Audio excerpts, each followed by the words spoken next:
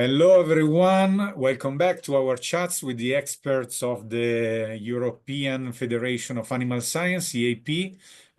Today, we are with Dr. Isabel Casasús. Dr. Isabel Casasús is a researcher and working for the Department of Animal Science at the Center for Agri-Food Research and Technology in Aragon. So today, we are in Spain. Hello, Isabel, Dr. Casasús. How is it going? Hello, thanks very much for having me. It's a big pleasure because on top we mostly talk to men. I have to admit, your colleagues are mostly men, but so I'm particularly happy that we can finally have a lady joining us. And you're working at this center, you're a researcher, that's what I said, but as usual, like in the other cases with your colleagues, there is much more that you're doing. Do you want to tell us? Yes, thanks. So as you said, I'm a researcher at the Agri-Food Research and Technology Center in Aragon. It's a regional research center in Spain, where I'm a beef specialist. And I'm also very engaged with the dissemination of science, both at the academic and the technical level, together with farmer associations and so on. So in this regard, I've been the president, I'm the past president of the European Federation for Animal Science. I was president for 4 years until 2024. And the European Federation of Animal Science is an association with close to 35 national members from different countries in Europe and neighboring countries also, and with more than 6,000 members. And we are devoted to the dissemination of animal science in different activities that we conduct throughout the year. And also I'm now currently Vice President of the Animal Task Force. In this case, it's a public and private partnership that is devoted to the promotion of competitive and sustainable livestock sector in Europe. Here we have also different members from the public and private sector, and we are continuously engaged in discussions with scientists, because we aim to provide solutions which are always scientifically sound, but also in dialogue with stakeholders, environmental and welfare organizations, and also with policymakers. So, as I was saying, you are much more than a researcher working for the Agri-Food and Research and Technology in Aragon. So, and it's very well, impressive. Also, former president. So your connection with the EAAP is quite strong. I mean, you know it very well. And yeah, Animal Task Force, we know it very well as well, because there are also some of the ELV members very much engaged in Animal Task Force. So again, it's a network which is pretty solid from my point of view. So you're a specialist in sustainability, no?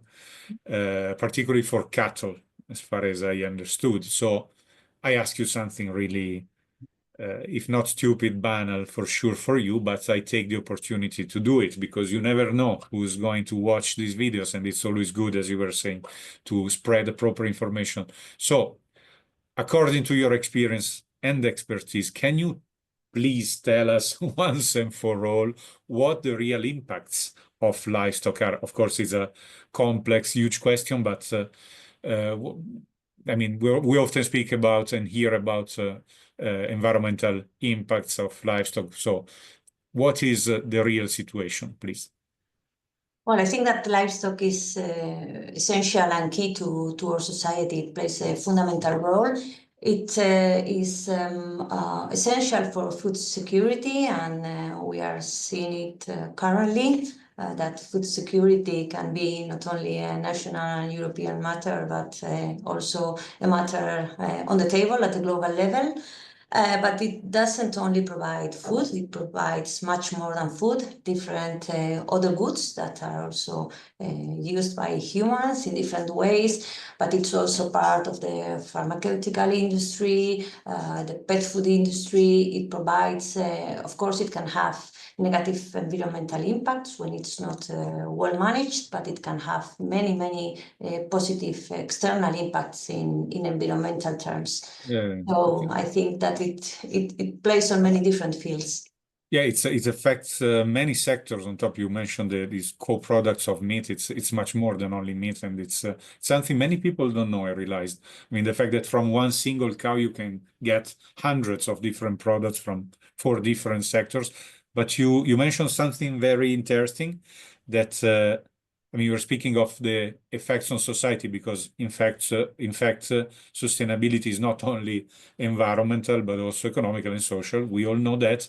But what is, in your opinion, this is even more interesting probably for me, the societal role and the importance for the society of livestock.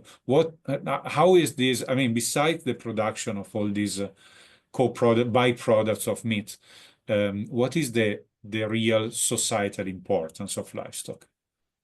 I think it's very important to keep a holistic, a systemic eye on everything because things are not only the very small field that we are looking at a given moment, but it's much larger. And in terms of social sustainability, we have to consider from the farmer to society at large.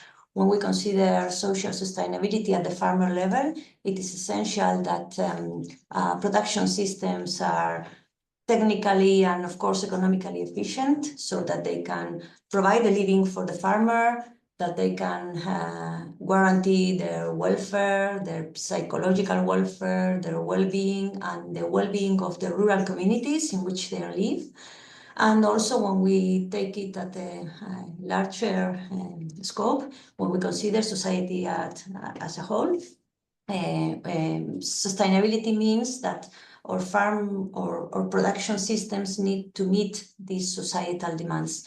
And they are very different because not only society does demand healthy and nutritious animal source food, but they also have some requests regarding how they are produced.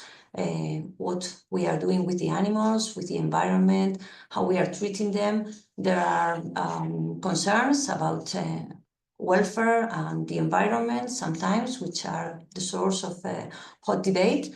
But of course, there are many different management practices that can be put in place to guarantee, and I think the European legislation is very strict in these terms, to guarantee that animal welfare and environmental aspects are the best at all times. And when it comes to animal welfare and the impacts of livestock farming, of course, we have always to think about intensive farming, extensive farming, which one is good, which one is bad, as if it makes sense, such a distinction. Actually, I think it's a maniacal distinction, is an obsession, this putting in contrast to each other these two ways of raising and breeding animals. So does it make sense in your opinion? I mean, is it really so bad, the intensive farming in Europe on top, which we need to understand what it means in Europe, intensive farming, because I've seen many farms in Europe and the number of animals are ridiculous compared to what I've seen in America or what I know there is in places like China. So, but anyway, does it make sense to constantly put these two systems, intensive and extensive, let's say, against each other? Well, first of all, I think that it's complicated to define what's an intensive system. Is it intensive in terms of land, of labor, of capital, of workload, of animal stocking rates? So yeah, it's complicated. And then, well, we have to acknowledge that there are very different production systems across Europe, and that many of them are complementary. Of course, they are different in terms of land management and the kind of animals which are kept in these systems and how they are managed, but they are complementary. And we see that, for example, we have dairy production systems which are often based on grassland use or on very high forage diets, and then the offspring of this dairy herd, well, of course, the heifers will be part of the future herd, but some heifers and obviously all the males are then fattened in dairy to beef production systems, which can be more intensive in terms of the use of inputs, but are also part of the system. Otherwise, the reproduction in the first stage wouldn't exist. And we have the same with beef and sheep meat production in Central and Southern Europe, where we have very, very extensive production systems for the dam herds and the lactating offspring when they are kept on pastures and very extensively managed. But then when the offspring are weaned, they often are fed or finished in feedlots. And of course, here there will be different solutions for these animals. We can use diets with a high proportion of concentrates, but also, and since circularity is very important right now, we can consider that livestock are recyclers by nature, and we can include in these diets many different byproducts from the agri-food industry that can be very efficiently used by these animals in these so-called more intensive production systems. So they can help close the cycle. They help the survival of the first part of the production cycle of the dams, and of course, in the second part, they also produce, as we were saying earlier, other services such as manure, and if adequately managed, it can reduce the need for mineral fertilizer and contribute to an integrated livestock and crop production in the area. Yeah, it's important also with the circularity, as you were saying, and this prevention of food waste, because it's another thing I've realized that many people don't know, that animals are also fed by this food that's supposed to be for human consumption, but is not fine for some reasons, and it's risking to be thrown away, and we recycle it feeding animals. So that's also something important. And yes, I can confirm, being from Southern Europe myself, that this in Italy we call it a semi-intensive system, because it's a combination of intensive and extensive farming, calling intensive the one in a stable. So you see that in Italy we have less space than Spain. Still, we are more inhabitants, so even less space, and you see extensive farming on the Alps, or in land in Sicily, in Sardinia, and then I know, because I've seen it. It was impressive to see all these cattle on holidays on the Alps during the summer, very in a fresh, very nice surrounding, and then the second part in stables, in Emilia-Romagna, Lombardy. So it's they're transferred in being fattened and so on. So it's a combination of the two. Do you think that this can be the model also for the rest of Europe? So the fact that I was talking with a colleague of yours from collaborating with EAAP, of the urbanization of Europe, so that we, more than other places, regions in the world, we have this sprawling, these urban areas growing more and more, so we are risking to have less and less land. So do you think we can implement this combination of different livestock systems also in the rest of Europe? If so, how? Well, there's no one-fits-all recipe, unfortunately, or luckily, I would say, because we can find a wide array of different solutions for the different needs. I mean, there are different production systems because we have different historical background, geographical and socioeconomic contexts. So that's why. But then, of course, there are systems and types of animals that are adapted to every environment. I mean, and when I say types of animals, in Southern Europe, we have a tremendous diversity of livestock breeds, and we see that they are geographically distributed, probably due to historical aspects, but obviously because they are well adapted to these production systems. And of course, there are some areas in which urban populations have increased, but there are some others in which there's a very low population density.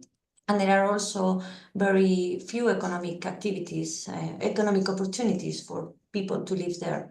And farming is actually one of the most important ones. And farming can, of course, be efficient in economic terms, performing in environmental terms, and producing many of the so-called ecosystem services. I mean, in these areas in which population is being reduced, and there in my home country, in Spain, there are many areas in which the population density is really, really low, and the landscapes are changing, because our landscapes are the consequence of the constant interaction between the land and humans during history, and now landscapes are changing. And it's livestock who are helping maintain these traditional cultural landscapes, because we live in a biosphere that has been influenced by man. So it's not only the landscape, it's the biodiversity associated to the landscape. So from insects and plants to large carnivores, predators, scavengers, and other herbivores that are associated to the livestock that use this kind of territories. And yeah, it's makes a lot of sense. You remind me also, a colleague of yours from Spain, Pablo Manzano, is often speaking of these kind of things. And so basically, you think we should valorize this diversity, because so besides understanding which is the best, of course, system in every region, also to fortunately, I would say, we have such a variety, and we should preserve it also for the sake of the environment, the animals themselves, rural communities. So, well, I hope we can we can manage to do that. Of course, and this doesn't mean that there's no room for improvement in all the systems, even in the most extensive ones. There's room for improvement, and obviously in the so-called more intensive ones, there are, and I think it's the European academic and support to livestock producers is essential, because we have scientists studying the technical options and how to implement them together with the different stakeholders in terms of nutrition management, manure management, taking advantage of the physiology of the animals to produce better in the environment in which we are raising them, and of course considering that animal welfare is the basis for any animal product that we need to produce for the market.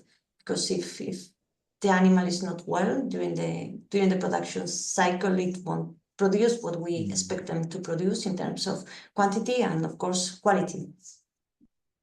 Well, thank you very much. Really, it's very inspiring what you say, and it makes a lot of sense.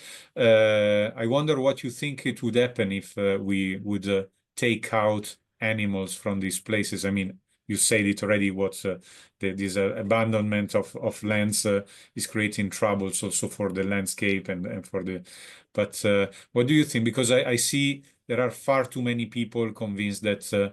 As soon as a rural area is left alone, or even only a field is left alone, it is better for the environment. This is a common misconception I see mostly in urban areas, people from cities who think that if you leave a field on its own without anything, without anybody, it is better for the environment. What do you think about that? Well, it's complicated to say because if we leave animals out of the picture, but we leave humans in the picture, and we have to have food every day, I mean, we need to have something on the plate, whether it's an animal source product or a plant-based product. It will need land to produce it, and it will need farmers behind it. If we leave animals out of the picture, I think we will be missing a very important element of our diet, because animal source foods are healthy, absolutely healthy in Europe due to the strict regulations, as I said before, that we have, and they are nutritious. They produce a very high quality protein.